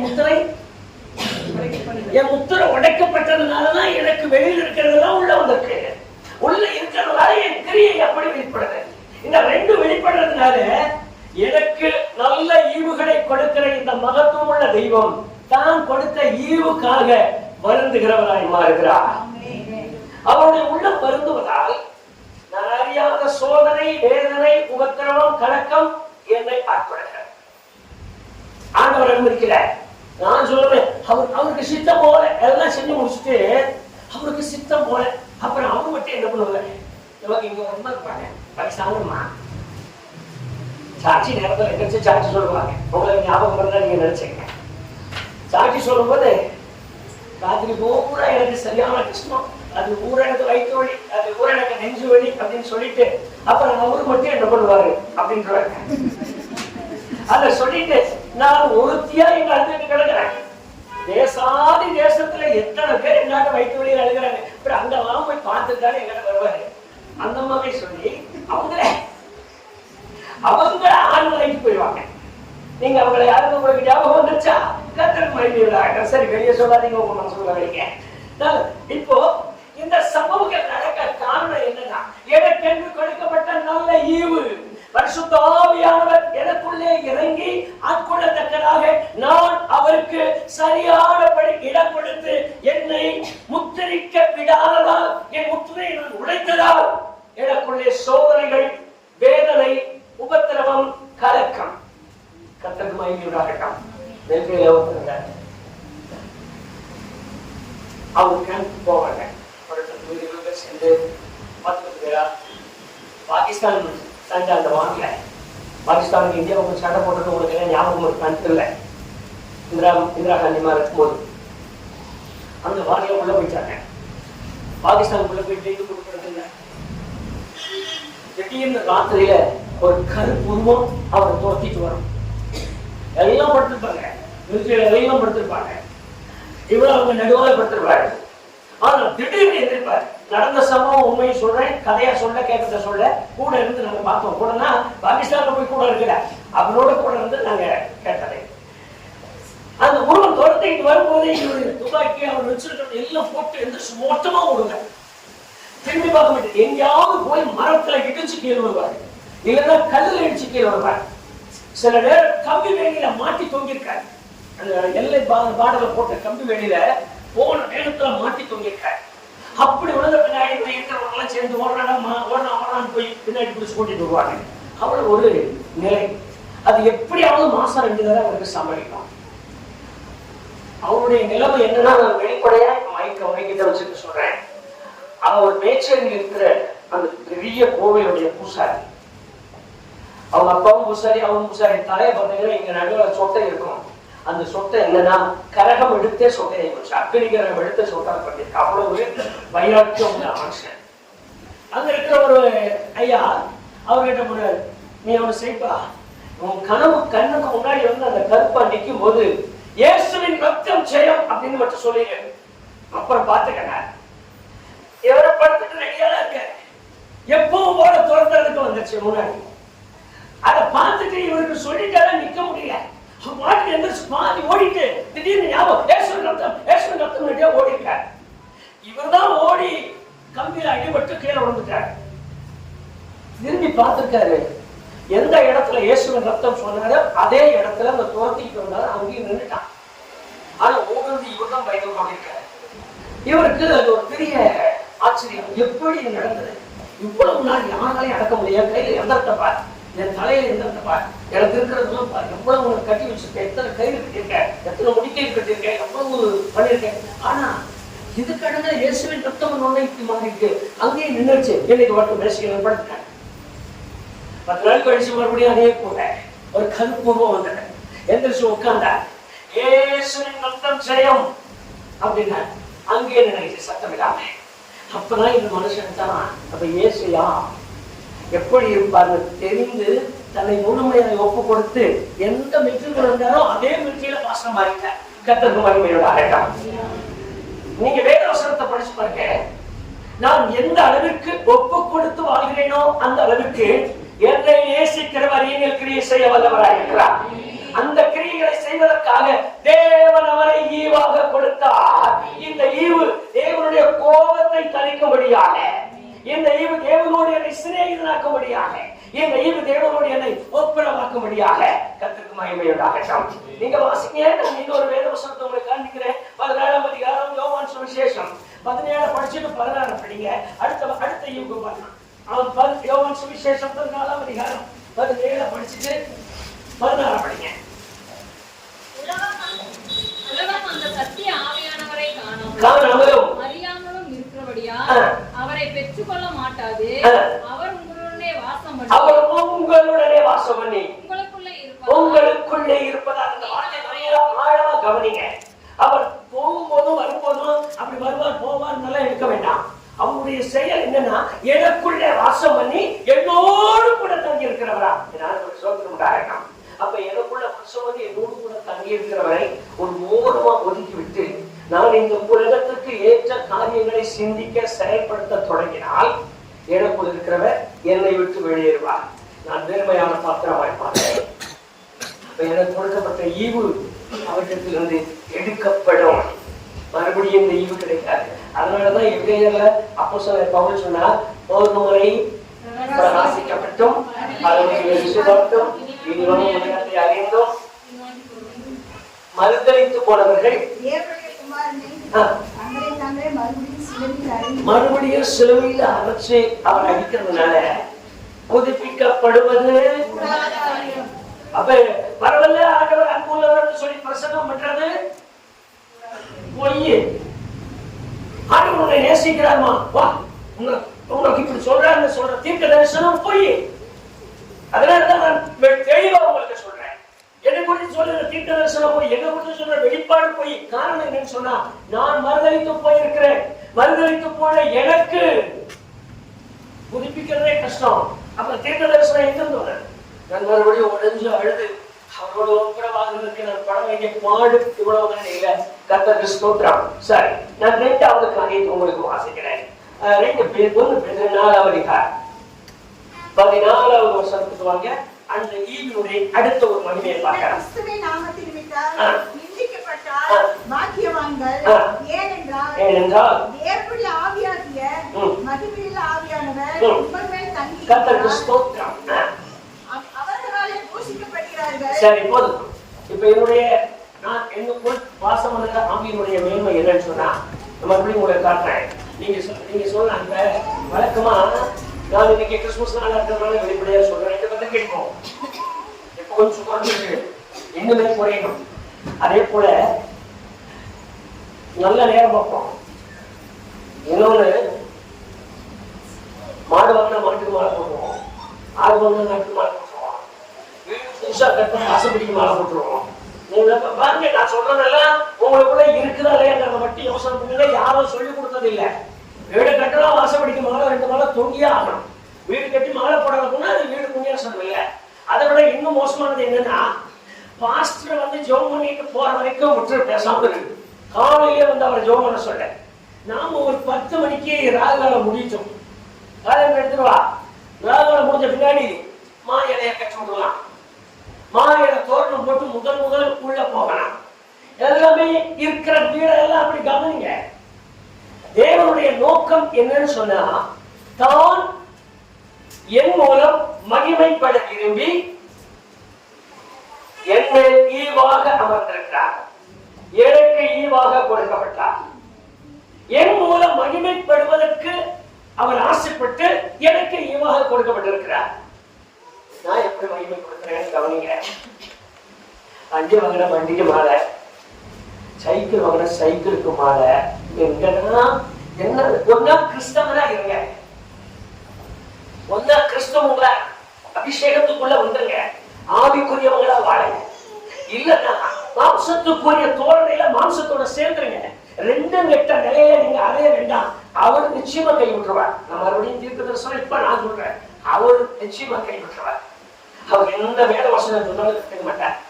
காரணம், உங்களை அழைக்கிறதுக்கு அவர் என்னென்னமோ சொல்லிதான் கூப்பிடுறாரு. ஆனா வராம பண்ணி பேசாம போவார். நீங்க எல்லாம் சொன்னீங்களே என்ன ஆச்சுன்னா, சொல்லப்பா ஆனா செய்ய மாட்டேன்றார். அவர் மகன் மேல போடுவாரு, மகன் வாக்கு மேல போடுவாரு. நீங்க அங்க நடக்கிற காரியங்களை ரொம்ப கவனிங்க. வேத புத்தகத்துல எழுதிட்டு நம்ம ஒருத்தரையும் நான் இருக்க மாட்டேன், என் வார்த்தை இருக்கிட்டு அவரும் போயிடுவாரு. பாப்பாரு அப்படி பாப்பாரு, என்ன சரியா வந்திருக்கீங்களா கேட்பாரு. கேட்டு நீங்க இப்படி சொன்னீங்களேப்பா, அவர் தெரிஞ்சு சொல்லுவாரு, நான் இப்ப சொல்றது இல்லப்பா, நான் சுவிசேஷத்துல சொன்னதெல்லாம் நான் நியாயம் இருக்குன்னு போயிடுவார் கஷ்டம். இந்த காலத்துக்கு நீங்களும் நானும் தப்பித்து காத்து கொள்ளப்பட வேண்டுமானால் இன்றைக்கு ஈவாக கிடைத்தவரை இழந்து போக வேண்டாம். இன்றைக்கு ஈவாக இருக்கிறவரை இழந்து போக வேண்டாம். கர்த்தருக்கு ஸ்தோத்திரம், கர்த்தருக்கு ஸ்தோத்திரம். ஒத்து வச்சுட்டு வந்தோம் விட மாட்டோம். ராத்திரியில வந்தாலும் கோடை பக்கத்து வீட்டுல சத்தம் கேட்ட உடனே கதவை திறந்து வச்சு சத்தம் இல்லாம கேட்போம். நம்மளை பத்தி என்ன சொல்றான், என்னை பத்தி என்ன சொல்ல போறான், என்னை பத்தி யாருக்குமே தெரியாது, அவரை தவிர யாருக்குமே தெரியாது. ஆமென், ஆமென். வெளிச்சத்தில் இருக்கிற அவரை தவிர யாருக்குமே தெரியாது. இருட்டுல மந்திரம் ஓதுறவனுக்கு என்ன தெரியும்? நான் நினைக்கிறது இல்ல, நான் யோசிக்கிறது இல்ல. கூப்பிடு, உட்காரவி, ஒரு பாடம் சொல்லு, ஒரு எந்திரம் கட்டு, ஒரு மஞ்சப்பொடி வாங்கிட்டு வா, ஒரு எலுமிச்சம்பழமாவது கொண்டு வந்து கொடு. எல்லாமே செய்யணும். எல்லா கிரியைகளுக்கு நான் உடந்தையாய் மாறும் பொழுது தேவன் என்னை விட்டு நீங்குவான். அவன் என்னோட வரதில்லை. காரணம் என்னன்னு சொன்னா, எனக்காக தமது மகனை ஈவாக அனுப்பி இருக்கிற அந்த தியாகி நான் செய்யற சாதாரண தகுதியும் பொறுத்துட்டு இருக்க மாட்டேன். நீங்க மாற்றுங்க. இந்த கிறிஸ்துமஸ் நாள் நம்முடைய வாழ்க்கையில் ஒரு பெரிய மாற்றமா இருக்கட்டும். எல்லாத்தையும் உதவிங்க, அவருக்காக கையேந்தி நில்லுங்க. கர்த்தருக்கு மகிமையுண்டாகட்டும். ஹல்லேலூயா, ஹல்லேலூயா, ஹல்லேலூயா. கண் காணாததும் காது கேளாததும் ஒரு மனுஷனுடைய உள்ளத்தில் தோன்றாத போறவைகளை எனக்காக செய்வதற்காக மகிமையின் ஈவாக தமது மகனை அனுப்பினார், ஏனிலே தங்கி இருக்கும்படியாக. நான் 2வது ஒரு காரியத்துக்கு வாங்க. 1 பேதுரு 2ஆம் அதிகாரம் 24வது வசனத்துல ஒரு ஈவு இருக்கு, அதை கவனிங்க. நான் பாவங்களுக்கு செத்து நீதிக்கு பிழைத்திருக்கும்படிக்கு அவர் தாமே தமது சரீரத்திலே நம்முடைய பாவங்களை சிலுவையின் மேல் சுமந்தார். அவருடைய கர்த்தருக்கு மகிமை உண்டாகட்டும். எனக்கு ஈவாக கிடைத்த பாக்கியம் அவருடைய தழும்புகள். கர்த்தருக்கு ஸ்தோத்திரம் உண்டாகட்டும். தழும்புகள் என்னை பூரண சுகமாக்கும்படி தேவன் தழும்புகளை ஈவாக்கினார். இப்ப தழும்புகள் ஆணி அடிக்காவிட்டால் தழும்பு இருக்காது, சவுக்கல் அடிக்காம போனா தழும்பு இருக்காது. இந்த 2ம் விழாவுல ஈட்டில குத்தாம போனா தழும்பு இருக்காது. தேவன் என்னை பூரணமாய் சுகமாக்கும்படி நான் இப்ப ஒரு சுகமளிக்கிற வார்த்தைகளை உங்களுக்கு சொல்றேன். நான் இழந்து போற வார்த்தைகளை உங்களுக்கு சொல்றேன். நான் என்னென்ன இழந்திருக்கிறோம்னு கவனிங்க. என்னை பூரண சுகமாக்கும்படி தேவன் தமது மகனை காயப்படுத்தி தழும்புள்ளவராக்கினார். கர்த்தருக்கு ஸ்தோத்திரம். கர்த்தருக்கு ஸ்தோத்திரம். எதற்கு தழும்புள்ளவராக்கினார் என்றால் இந்த தழும்புகள் என்னை எப்பொழுதும் சுகமாக்கி கொண்டு இருக்கும்படியாக, என் பலவீனங்களை நீக்கும்படியாக இந்த தழும்புகள். நான் இன்னொரு காரியத்தை உங்களுக்கு சொல்றேன். சில நேரத்துல நோயை பார்ப்போம், போய் என்னோட சொல்ற அர்த்தம் பார், அப்படித்தான் இப்படித்தான் எல்லாம் சொல்லி முடிச்சுவார். எனக்கு தெரிந்த ஒரு நல்ல மருத்துவர் இருக்காரு. நான் இப்போ ஒரு பேர சொல்ல, ஏட்டையா இருக்காரு. அவர் நாளைக்கு ஏதாவது செஞ்சுப்பட்டாருன்னா நம்ம சொல்ல டாக்டர் பேச சொல்ல. நான் ஒரு பேஷண்ட்டுக்கு லெட்டர் கொடுத்தா நினைக்காங்க. பேஷண்ட் போயிட்டான். அவர் பாவம் நல்ல மனுஷன், நல்லா கொஞ்சம் காலம் வசதியோடு இருந்தான். நம்பி போனாரு, லெட்டரை பார்த்தாரு. லெட்டரை பார்த்தோன்னு ஆப்ரேஷன் லெட்டர் கொண்டு போயிட்டாரு. ஓப்பன் பண்ணி உள்ள குடலை வெட்டி, குடலுக்குள்ள பொண்ணு இருக்குன்னு சொல்லி குடலை வெட்டி 2 குடலையும் ஜாயின் பண்ணுறதுக்கு பதிலாக குடலை வெட்டி விட்டு ஏதோ ஒரு பக்கம் ஜாயின் பண்ணி அனுப்பிச்சிட்டாரு. ஒரு குடலை தைச்சு விட்டுட்டு அப்படியே விட்டுட்டாரு. சாப்பிட்ட மனுஷன் 3 நாளைக்கு அப்போ வந்து மிரண்டாக கொடுக்கணும். 3 நாளைக்கு அது எங்ககிட்டே இருக்குன்னு சொல்லிட்டாங்க. 3 நாளைக்கு அந்த லிக்விட் மட்டும்தான் அவருக்கு போயிட்டு. 3ஆவது நாள் இட்லி கொடுத்து பாருங்க. இட்லி கொடுத்தாங்க. இட்லி கொடுத்து கொஞ்ச நேரத்துக்குள்ள வயிற்று வலி தாங்க முடியல, கத்தி கரைஞ்சிருக்காங்க. என்னன்னு தெரியல, ஸ்கேன் பண்ணி பார்த்தாங்க. அப்ப எக்ஸ்ரே தான், ஸ்கேன் இல்லை, எக்ஸ்ரே மட்டும்தான். எக்ஸ்ரே எவ்வளவு பெருசா தெரியுது. என்னன்னு தெரியல, உள்ள சீல் இருக்கும் போல இருக்கு, மறுபடியும் ஓபன் பண்ண வேண்டியது இருக்குன்னு சொல்லி எந்த இடத்துல கிழிச்சாலும் அதே இடத்துல 200 கிழிச்சு ஓபன் பண்ணி பார்த்தா சின்ன இட்லி அப்படி இப்படியே இருக்கு. உடனே விட்டு வெளியே வந்துச்சு. மருத்துவ காரியங்களை எல்லாம் கொஞ்சம் கவனிச்சீங்கன்னா அவரே சொல்லிட்டார். அதுவும் சொல்லும் போது பாத்தீங்கன்னா இவங்க வார்த்தையில் இருக்கிற விசுவாசம் தான் தேவனுடைய நாமத்தையே குறைக்கிற வார்த்தை. அவரே சொல்லிட்டார். எவரே சொன்னாரு? லண்டன்ல படிச்சுட்டு வந்தார். லண்டன்ல என்ன படிச்சிருக்காரு எங்களுக்கு தான் தெரியும். அவரு அமெரிக்காவிலேயே வந்தார், அங்கேயே படிச்சுட்டார். அது சாதாரண நாள் இல்ல. ஐயோ, எத்தனை அவர் கையில, அவர் வயசுக்கு எத்தனை கழிச்சிருப்பார், எத்தனை தெரிஞ்சிருப்பார், எல்லாம் சரிதான். அவரே சொல்லிட்டார். அவரே சொன்ன பின்னாலதான் என் நம்பிக்கை கூட அவர் மேல இருக்கு. வேதத்தை கவனிங்க. நீங்க வேதத்தை கையில் எடுத்து படிக்க தொடங்கிட்டீங்கன்னா மறுபடியும் ஒருத்தனையும் பார்க்க மாட்டீங்க. இங்க எழுதியிருக்கு, எனக்கு ஈவாக கொடுக்கப்பட்ட அல்லது எனக்கு கொடுக்கப்பட்ட ஈவு தன் தழும்புகளால் என்னை நிரந்தர சுகமாக்குகிற ஈவு. கர்த்தருக்கு ஸ்தோத்திரம், கர்த்தருக்கு ஸ்தோத்திரம். நான் மறுபடியும் உங்களுக்கு விளக்கமா சொல்றேன். நீங்க சென்னப்பட்டி வந்தீங்கன்னா ஒரு அடையாளத்தையும் உங்களுக்கு காண்பிப்போம். அந்த அம்மா இருக்காங்க, வளைஞ்சு அப்படி உட்காந்துருக்காங்க. வயசுக்கு சாட்சிக்காகவே இருக்காங்கன்னு நினைக்கிறேன். நல்லா வளைஞ்சு போயிருக்காங்க. அந்த அம்மா கிட்ட கேளுங்க, தான் புருஷனுக்கு என்ன நடந்ததுன்னு சொல்லி. அவங்க சொல்லுவாங்க, ஐயா கிட்டத்தோட நிக்க முடியாது, என் புருஷையா நான் கல்யாணம் பண்ணிட்டேயா, என் புருஷன் எப்படியா நான் வெளியே விடாது, அத்தனை நாசத்தோட கிணாயில அவர் கையில ஊத்துவையா, காலில ஊத்துவேன், அதுல இருந்து வர்ற புழுவெல்லாம் தனித்தனியா நான் ஒதுக்கி வைப்பேன். அவ்வளவு மோசமா இருந்த மனுஷன் எங்கேயோ இருந்து ஒரு சுவிசேஷகர் வந்தார். ஒரு சுவிசேஷகர் செபித்து போனார். 3ஆவது நாள் புண்ணல ஆரம்பிச்சது. ஆரம்பிச்சது. கர்த்தருக்கு மகிமையுண்டாகட்டும். என்னைக்கும் உயிரோடு உட்கார்ந்திருக்காரு, ஒன்றுமே இல்லாம உட்கார்ந்திருக்காரு. வந்து பாருங்க, கர்த்தருக்கு மகிமையுண்டாகட்டும். எப்பேற்பட்ட வியாதியையும் தழும்புகளாலே சுகமாக்கும்படி எனக்கு ஈவாக தேவன் தமது மகனை எழுப்பினார். அந்த நாள் தான் இந்த கிறிஸ்துமஸ் நாள். கர்த்தருக்கு மகிமையுண்டாகட்டும். எனக்கு ஈவாக கொடுக்கப்பட்ட ஒரு பாலகனுடைய நிலை தன் தழும்புகளால் எல்லா வியாதிகளையும் சுகமாக்கும்படி. வேதத்தை வாசிங்க மறுபடியும். அந்த வேதத்தை அந்த கடைசி பாகத்தை வாசிங்க. அவருடைய இயேசுவின் தழும்புகளால் குணமாகிறோம். ஆயிட்டோம் நல்லா இல்லை, ஆகிறோம். என்ன நடந்தாலும் குணமாகிறோம், என்ன நடந்தாலும் குணமாகிறோம். நாங்கள் மகிமையுண்டாகட்டும். எப்படி நடந்தாலும் குணமாகட்டும். கர்த்தருக்கு ஸ்தோத்திரம். நல்லவர். விசுவாசிக்கிறவங்களுக்கு எங்கேயோ நினைச்சுக்கிட்டு எங்கேயோ ஜெபம் பண்ணிருப்பாங்க. அவசரமா எங்கேயோ நினைச்சிட்டு இருப்பாங்க. ஜெபம் இங்க நடக்கும், ஆனா அது இருதயத்தை தான் பாக்குறாரு. ஏன் காரியத்தை கவனிக்கிறதில்ல. என்ன மாதிரி இருந்தாலும் சரி, என்ன நோயமும் சுகமாக்க முடியும். அவங்க சித்தமானது அர்ப்பணிக்கிறாங்க, அது வேற. ஆனால் ஏதையும் சுகமாக்க முடியும். அவர் தழும்புகள் சுகமாக்கத்தக்கதான ஒரு ஈவு கொடுக்கப்பட்ட நாள் எனக்கு கிறிஸ்துமஸ் நாள், எனக்கு மனமகிழ்ச்சி நாள். சரி, மூணாவது இன்னொரு காரியத்தை வாசிக்கலாம். ஏசாயா தீர்க்கதரிசன புஸ்தகம் 54:6. நான் இதோடு முடித்து அவருக்கு நன்றி சொல்லலாம். அவரிடத்துல கேட்கலாம், வாசிக்கலாம். கைவிடப்பட்டு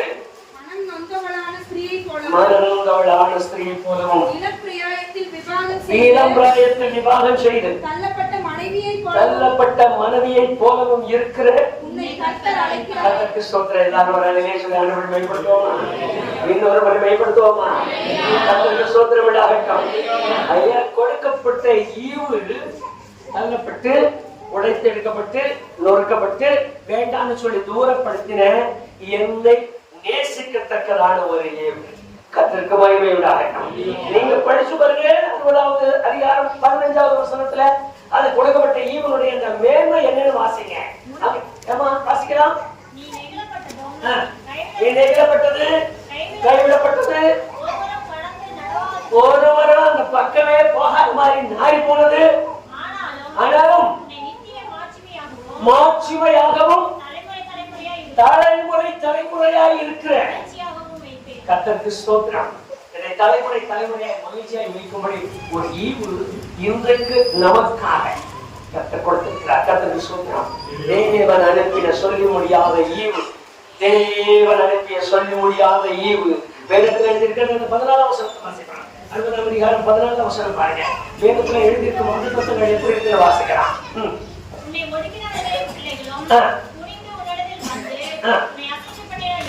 யாவரும்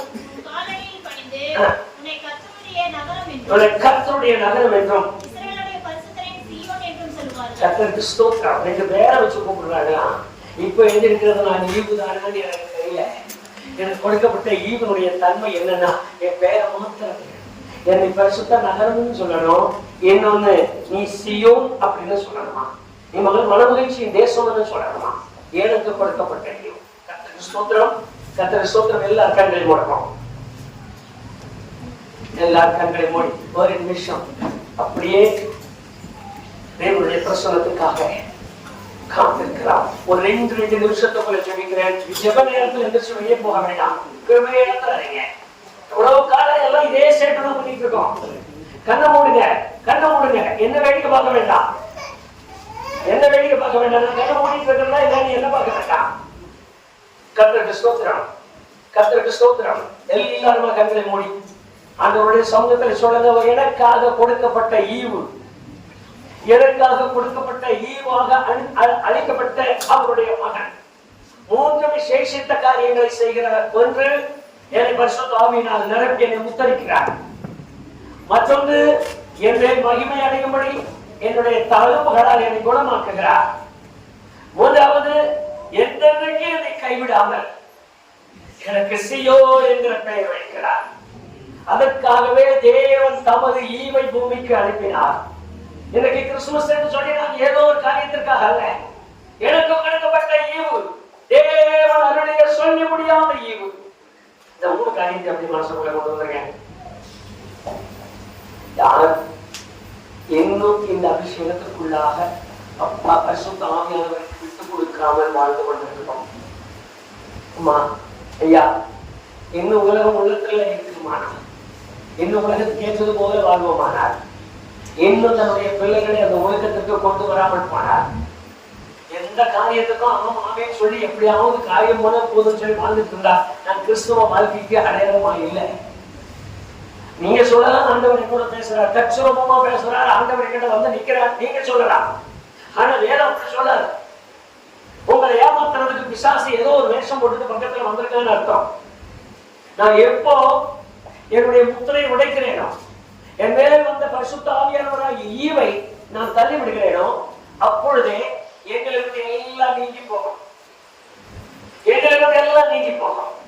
அதற்கு பின்பு நான் பெற்றுக்கொள்ள வேண்டியது ஒன்றுமே இல்லை. எனக்குள்ள இப்படி இருக்கு, தேவன் தமது ஆவியை எனக்கு ஈவாக கொடுத்திருக்கிறார். நான் அந்த ஈவுக்கு அடங்கி இருக்கிறேனா? இடங்கள் இருக்கிற பரிசுத்த ஆவியினாலே நான் என் விசுவாசத்தை காத்துக் கொண்டிருக்கிறேனா? இடங்கள் இருக்கிற பரிசுத்த ஆவியானவராலே நான் இந்த விசுவாசத்திற்கு அடிப்பணித்து இருக்கிறேனா? எனக்குள்ள இருக்கிற பரிசுத்த ஆவியினாலே நான் உலகத்தை வெறுத்து வாழ்கிறேனா? எனக்குள்ள இருக்கிற பரிசுத்த ஆவியினாலே என் பிள்ளைகளை கண்டித்து வாழ வைக்கிறேனா? எனக்குள்ள இருக்கிற பரிசுத்த ஆவியினாலே நான் செபிக்கிறேனா? நான் என்னுடைய அனுபவத்தோடு கூட வாழ தொடங்கி இருக்கிறேனா? மற்றவங்க சொல்லி அவர் கேட்க மாட்டார். என்ன சொல்ற வார்த்தையை கவனிங்க. அவர் ஈவாக படுத்தார். ஒரு கிறிஸ்துமஸ் நாள் எனக்கு கொடுக்கப்பட்ட ஈவு என்னை முத்தரித்து பாதுகாக்கும்படியாக, என்னை முத்தரித்து நடத்தும்படியாக. ஆமென். அருமையான கர்த்தருடைய பிள்ளையே, அருமையான கர்த்தருடைய பிள்ளையே, கர்த்தருடைய மனுஷனே, கர்த்தரை சேவிக்கிற கர்த்தருடைய பிள்ளையே, உங்களுக்கு என்று தேவனாலே அனுப்பப்பட்ட சொல்லி முடியாத ஈவு ஒன்று. அது பரிசுத்த ஆவியானவருக்குள் உங்களை காத்துக் கொள்ளும்படியாக, பரிசுத்த ஆவியானவருக்குள் உங்களை நடத்தி செல்லும்படியாக, பரிசுத்த ஆவியானவருக்குள் உங்களை பாதுகாக்கும்படியாக ஒரு ஈவாக இன்றைக்கு தேவன் அனுப்பினார். அந்த ஈவு வெளிப்பட்ட காலம் இன்றைய நினைவின் காலம். அந்த ஈவு வெளிப்பட்ட வயிறு மரியாதையின் வயிறு. அந்த ஈவு வெளிப்பட்ட காலம் எருசலேமின் காலங்கள். அப்படியே மனசுக்குள்ள கொண்டு வாங்க. எனக்காக வெளிப்பட்ட ஈவு, எனக்காக வெளிப்பட்ட ஈவு, அந்தரங்கமாய் கொடுக்கப்பட்ட வெகுமதி. மகிமை உண்டாகட்டும். அந்தரங்கமாய் கொடுக்கப்பட்ட வெகுமதி, கோபத்தை தணிக்கும்படியாக எனக்கென்று கொடுக்கப்பட்ட வெகுமதி, பெரியவராய் அவருக்கு முன்பாக என்னை நிறுத்தும்படியாக எனக்கென்று கொடுக்கப்பட்ட வெகுமதி, என்னை மன்னித்து மகனாய் அணைக்கும்படியாக இந்த சொல்லி முடியாத ஈவு இன்றைக்கு எனக்காக அனுப்பப்பட்டிருக்கிறது. இந்த ஈவுக்கு நான் பாத்திரமானாய் நிற்கிறேனா? கிறிஸ்துமஸ் கொண்டாடுகிறது பெருசல்ல, கிறிஸ்துமஸை நினைக்கிறது பெருசல்ல. நான் இந்த ஈவுக்கு உகந்த பிள்ளையா இருக்கிறேனா? என் முத்திரை என் மேல் இருக்கிறதா? எனக்கு என்று கொடுக்கப்பட்ட பரிசுத்த ஆவியானவராகிய நல்ல ஈவு இன்றைக்கு எனக்கு என்று கொடுக்கப்பட்டதா இல்லது உலகத்துக்கு என்று கொடுக்கப்பட்டதா? எனக்கு என்று கொடுக்கப்பட்டிருக்குமானா நான் முத்திரையும் மோதிரையும் மூடி காணப்படுவேன். நான் முத்திரிக்கப்பட்ட மனுஷனாய் காணப்படுவேன். என் முத்திரை உடைக்கப்படாமல் பார்த்துக் கொள்வேன். உலகம் எனக்குள் வராது. உலக ஆசாபாசங்கள், உலகத்தின் பொல்லாத கிரியைகள் எனக்குள் வராது. உலகத்தின் கேடான சிந்தைகள் எனக்குள் வராது. உலகத்திற்கு வேண்டாமைகள் எனக்கு வராது. இரண்டாவதாக அப்படியே கொஞ்சம் கவனிங்க. அவருடைய தழும்புகள் என்னை குணமாக்கும்படியாக, அவருடைய தழும்புகள் என்னை குணமாக்கும்படியாக. வாய் திறந்து கேளுங்க, வாய் திறந்து கேளுங்க. உங்க தழும்புகளை என்னை குணமாக்கி இருக்குமானால் எனக்கு என்று கொடுக்கப்பட்ட நல்ல ஈவு, எனக்கு என்று கொடுக்கப்பட்ட நல்ல ஈவு இன்றைக்கு பிறந்திருக்கிறது அல்லவா? அந்த ஈவு எனக்குள் கிரியை செய்யட்டும் கேளுங்க. கர்த்தருக்கு ஸ்தோத்திரம், கர்த்தருக்கு ஸ்தோத்திரம். நான் ஏதோ காரியத்துக்காக கிறிஸ்துமஸ் கொண்டாடுகிறேன் என்ன வேண்டாம். நான் கிறிஸ்துமஸ் கொண்டாடுகிறது நோக்கமே எனக்கு என்று கொடுக்கப்பட்ட ஈவுகளை நினைக்கிறேன். தேவனுடைய ஈவை நினைக்கிறேன். இந்த தேவனுடைய ஈவு தழும்புகளால் என்னை பூரணமாய் சுகமாக்குகிற ஈவு. அப்படி எல்லாரும் எழுந்து நிற்போம். கர்த்தருக்கு ஸ்தோத்திரம். பிதா நல்ல ஈவுகளை கொடுக்க அறிந்திருக்கிறார். பிதா நல்ல ஈவுகளை கொடுத்தார். அந்த ஈவு இன்று எனக்கு என்ற தழும்புகள் உள்ள ஈவாக, தழும்புகள் ஆக்கப்படுகிற ஈவாக கர்த்தருக்கு ஸ்தோத்திரம் உண்டாகட்டும். காயப்படுகிற ஈவாக, காயத்தின் தழும்புகள் உள்ள ஈவாக, அது என்னை மூல சுகமாக்குகிற ஈவாக. அவன் யாருக்கெல்லாம் பலவீனம், யாருக்கெல்லாம் சங்கடம், யாருக்கெல்லாம் வியாதி, யாருக்கெல்லாம் நோய், என்ன நோயானாலும் சரி அவர்களுக்கு சொல்லுங்க, எனக்கு என்று கொடுக்கப்பட்ட ஈவு, எனக்கு என்று கொடுக்கப்பட்ட ஈவு தழும்புகளால் சுகமாக்குகிற ஈவா இருக்கும் பொழுது நான் எப்படி தனித்து வாழ முடியும் சொல்லுங்க. அந்த ஈவு என்று எனக்கு வேண்டியா? வாய் திறந்து கேளுங்க. அந்த ஈவு எனக்கு தேவை, அந்த ஈவு எனக்கு வேணும். அதுவரை மாட்சிமையாய் வைக்கும்படி, கைவிடப்பட்டு மனம் நொந்து உடைந்து உள்ளத்தோடு கண்ணீரோடு பலவீனப்பட்டு தளரப்பட்டு இளம் பிராயத்திலே தள்ள விடப்பட்ட மனைவியை போல் இருக்கிற என்னை மாட்சிமையாய் மாற்றும்படியாக, மகிமையாய் மாற்றும்படியாக தேவன் தமது ஈவாக அவரை அனுப்பி இருக்கிறார். அவர்தான் இன்றைக்கு பிறந்திருக்கிறார். அவரைத்தான் இன்றைக்கு நினைக்கும்படி இருக்கிறோம். அப்படியே வாய் திறந்து சொல்லுங்க, கொஞ்சம் நல்ல வாய் திறந்து சொல்லுங்க. கர்த்தருக்கு ஸ்தோத்திரம், கர்த்தருக்கு ஸ்தோத்திரம். தொட்டிலில் இருக்கிற பாடகனை நினைவு கூறும்படியாக இருக்கிறோம். தொட்டிலில் இருக்கிற பாடகனை நினைக்கும்படியாக இருக்கிறோம். நான் நினைக்கிற இந்த பாடகனுடைய தன்மை என்ன? எனக்கு நல்ல ஈவுகளை கொடுத்த தேவன், அந்த ஈவாக அவர் படுத்திருக்கிறார். இந்த ஈவுதான் எனக்கு அபிஷேகத்தின் ஆவி. இந்த ஈவுதான் தன் தழும்புகளால் என்னை குணமாக்குகிறது. இந்த ஈவுதான் என்னை மாட்சிமையாய் வைக்கப் போகிறது, என்னை மகிமையாய் மாற்றப் போகிறது. இனி நான் அல்ல, இனி நான் ஏழை அல்ல, இனி நான் பரதேசி அல்ல, இனி நான் நோயாளி அல்ல, இனி நான் திக்கற்றவன் அல்ல, இனி நான் கைவிடப்பட்டவன் அல்ல, இனி நான் மனநொந்தவன் அல்ல, இனி நான் ஒன்றுக்கு உதவாதவன் என்று சொல்வதற்கு இந்த ஈவு என்னை மாட்சிமையாய் மாற்றும்படியாக, இந்த ஈவு என்னை கனமடும்படியாக, இந்த ஈவு என்னை தூக்கி நிறுத்தும்படியாக, இந்த ஈவு என்னை முற்றிலுமாய் சோதனையாக தேவனாலே கொடுக்கப்பட்ட குழந்தையாய் பிறந்திருக்கிறது. ரூபம் மாறிவிட்டது. தேவனுடைய ஈவு ரூபம் மாறிவிட்டது. சாயல் மாறி இருக்கிறது. சாயல் மாறி இருக்கிற இந்த சாயல் கழுவுதான் என்னை குணமாக்குகிறார்.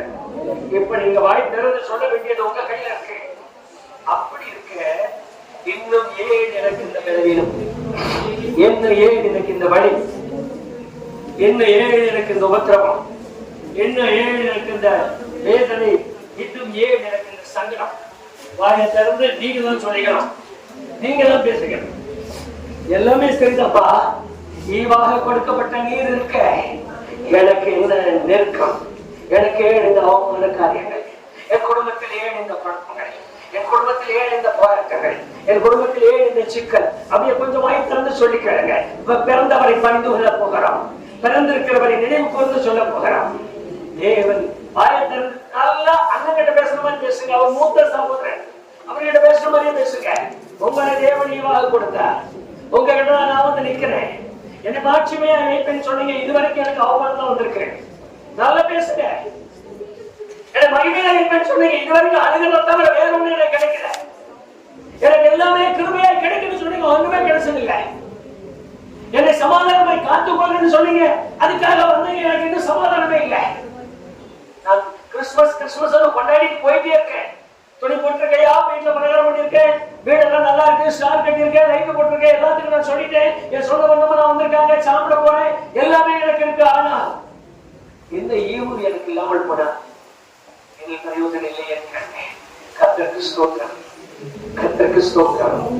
தழும்புகளால் சுகமாக்கும்படி எனக்காக உங்களுக்காக கொடுக்கப்பட்ட ஈவு எல்லா நெருக்கத்தையும் மாற்றி, எல்லா பிரச்சனைகளையும் மாற்றி, எல்லா ஒற்றத்தையும் மாற்றி, எல்லா வேதனை சங்கடங்களையும் மாற்றி, எனக்கு உண்டாயிருக்கிற எல்லாவற்றையும் விடுதலையாக்கி என்னை பூரண புருஷனாய் மாற்றும்படியாக, என்னை மாற்றுமையாய் மகிமையாய் வைக்கிற ஒரு ஈவாக கர்த்தருக்கு ஸ்தோத்திரம். இரவும் பகலும் என்னை காக்கும்படி, என்னை முத்திரையிட்டு சத்துரு தொடாது இருக்க, விசுவாசம் தொடாது இருக்க, அந்த ரெண்டு ஆவிகள் தொடாது இருக்க, அந்த ரெண்டு கிரியைகள் தொடாது இருக்க, இன்னொருவருடைய பொல்லாத வார்த்தைகள் என்னை தொடாமல் இருக்க, இன்னொருவருடைய பொல்லாத குணங்களால் வருகிற சேதம் என்னை ஆகாது இருக்க, என்னை முத்தரிக்கத்தக்க ஒரு ஈவு இன்றைக்கு தொட்டிலே படுத்திருக்கிறார். கை குழந்தையாய் மாறி இருக்கிறார், கை குழந்தையாய் பிறந்திருக்கிறார், மரியாதை வழியிலே பிறந்திருக்கிறார். நட்சத்திர வழிகாட்டி சொல்ல செல்கிறது போல அவரே படுக்க வைக்க இடமில் அவர் படுத்திருக்கிறார். யார் இவர்? என்னுடைய ஈவு, என்னை சுகமாக்குகிற ஈவு. யார் இவர்? என்னை குணமாக்குகிற ஈவு. யார் இவர்? எனக்கு சமாதானம் அளிக்கிற ஈவு. யார் இவர்? என்னை அபிஷேகத்தை நிறைக்கிற ஈவு, என் குடும்பத்தை சந்தோஷமாய் மாற்றுகிற ஈவு. பிறந்திருக்கிறார் ஐயா, பிறந்திருக்கிறார். பிறந்தவரை எப்படி அழைச்சிட்டு போங்க. நல்ல ஈவு என்னோட கூட வாங்கப்பா, நல்ல ஈவு எனக்கு என்று. கர்த்தருக்கு ஸ்தோத்திரம், கர்த்தருக்கு ஸ்தோத்திரம், கர்த்தருக்கு ஸ்தோத்திரம். பிறந்த நாள் பிறந்திருக்கிறார் என்று சொல்வதல்ல, பிறந்த நாள் நான் அனுபவிக்கும்படியாக, பிறந்த நாள் நான் சுகமாய் தங்கி இருக்கும்படியாக வாய் திறந்து கேளுங்க. யாருக்கெல்லாம் நிலைமையில இந்த நாளிலே கேளுங்க. ஈவாய் கொடுக்கப்பட்டவரே, ஈவாய் கொடுக்கப்பட்டவரே, அந்த தழும்புகளை நீ சுகமாக்கும்படி, ஈவாய் கொடுக்கப்பட்டவரே, அந்த தழும்புகளை பிசாசை துரத்தும்படி, ஈவாய் கொடுக்கப்பட்டவரே, இந்த தழும்புகள் எனக்கு பூரண விடுதலையாக்கும்படி, ஈவாய் கொடுக்கப்பட்டவரே, இந்த தழும்புகளால் என்னோடு போராடுகிற போராட்டத்தின் ஆவி என்னை பெற்ற நீங்கிறதா என்னை மாற்றம்னு சொன்னாங்க. ஈவாய் கொடுக்கப்பட்டவரே, ஆமே. மன வளர்த்துக்க, உள்ள உணர்ச்சிருக்கப்பா, என்ன கொஞ்சம் சேர்த்து படிங்க, என்ன சேர்த்து படிங்க. வருஷம் வருஷம் வருஷம் வருஷம் நான் கைவிடப்பட்டிருக்கிறேன், என்ன சேர்த்து பிடிங்க. நான் உள்ள உணர்ந்திருக்கேன், என்ன சேர்த்து பிடிங்க. நான் கொஞ்சம் நொறுங்கி போயிருக்கேன், என்ன சேர்த்து பிடிங்க. என்னை மகிமையாக வைக்கிறேன்னு சொன்னீங்களே, என்னை மகிமையாக வைக்கிறேன்னு சொன்னீங்களே, அந்த குழந்தையை பார்த்து சொல்லுங்க, நல்ல ஈவை என்னை மகிமையாக வைக்கிறதுனால பிறந்தீங்க. வாய் திறந்து சொல்லுங்க, என்னை மகிமைப்படுத்தத்தானே பிறந்தீங்க, என்னை கனமண்ணத்தானே பிறந்தீங்க, என்னை சீயோனாக்கத்தானே பிறந்தீங்க. நினைத்தாலும் சொல்லுங்க. கர்த்தருக்கு ஸ்தோத்திரம் ஜெபிக்க போகிறோம். நன்றி ஆண்டவரே, நன்றி ஆண்டவரே, நன்றி ஆண்டவரே, நன்றியோடு துதிக்கிறோம், நன்றியோடு துதிக்கிறோம், நன்றியோடு துதிக்கிறோம், நன்றியோடு துதிக்கிறோம். ஹல்லேலூயா, ஹல்லேலூயா, ஹல்லேலூயா, ஹல்லேலூயா, ஹல்லேலூயா. நன்றியோடு துதிக்கிறேன் ஐயா. ஸ்தோத்திரிக்கிற ஆண்டவரே, ஸ்தோத்திரிக்கிற ஆண்டவரே. நல்ல ஈவு தேவனால் பிடிக்கப்பட்ட, தேவனால் சொல்ல முடியாத ஈவு, தேவனால் சொல்ல முடியாத ஈவு. ஆமென், ஹல்லேலூயா. மாத்து தொழுவும் தெரிந்தெடுத்தார் மாதேவ தேவனே, மாத்து தொழுவும் தெரிந்தெடுத்தார் மாதேவ தேவனே, வெறுத்தார் தாழ்வை கழித்தார் மாத்தியாகியாய் வளர்த்தார், தேவனை வெறுத்தார் தாழ்வை கழித்தார் மாத்தியாகியாய் வளர்ந்தார், இறந்தார் இறந்தார் வாழவே துதி பாடிய புகழ் பாடிய கரங்களிலே கரங்கள்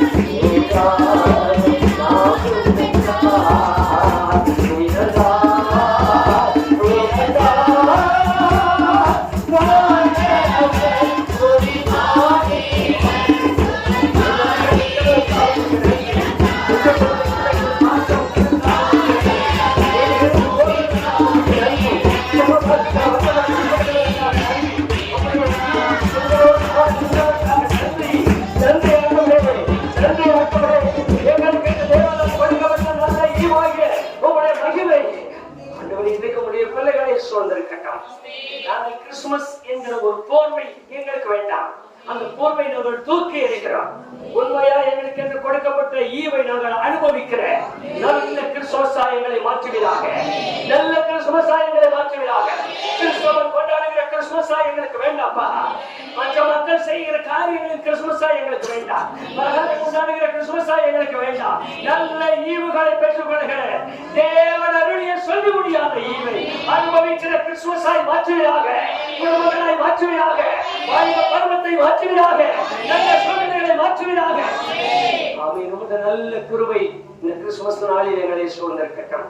அதோடு குறிப்பிட்ட கொஞ்சம் காலத்திற்குள்ளாக அது எவ்வளவு பெரிய சத்தியத்தை இன்றைக்கு வெளிப்படுத்தின நம்முடைய ஆசிரியர் பிள்ளைகளுக்காக ஆண்டவரே, விசேஷமாக இந்த அருமையான சகோதரிகள் தேவதூதர்களாக மற்ற காரியங்கள் சொல்கிறவர்களாக தங்களுடைய வெட்கத்தை எல்லாம் மறந்து இந்த வயதில் கூட இப்படிப்பட்ட ஒரு ஆசையோடு வந்திருக்கிறார்கள்.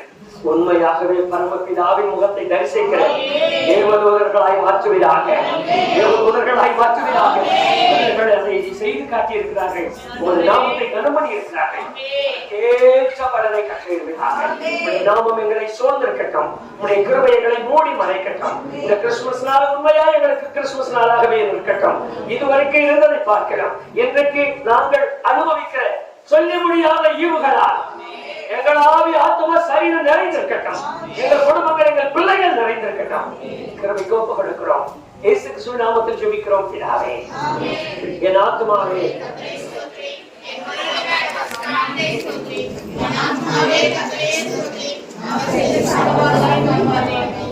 கர்த்தர் உங்களை ஆசீர்வதித்து உங்களை காக்க, கர்த்தர் தமது முகத்தை உங்கள் மேல் பிரசன்னமாக்கி உங்கள் மேல் கிருபையாய் கடவுள்.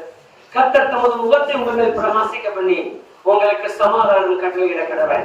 நம்முடைய பிதாவாகிய தேவனுடைய அன்பும் கர்த்தர் இயேசு கிறிஸ்துவின் கிருபையும் பரிசுத்த ஆவியானவருடைய ஐக்கியமும் சமாதானமும் என்னவென்று சதா காலங்களில் இந்த கிறிஸ்துமஸ் நாளில் கிடைத்த நல்ல ஈவுகளாலே நிறைந்திருந்து காப்பதாக.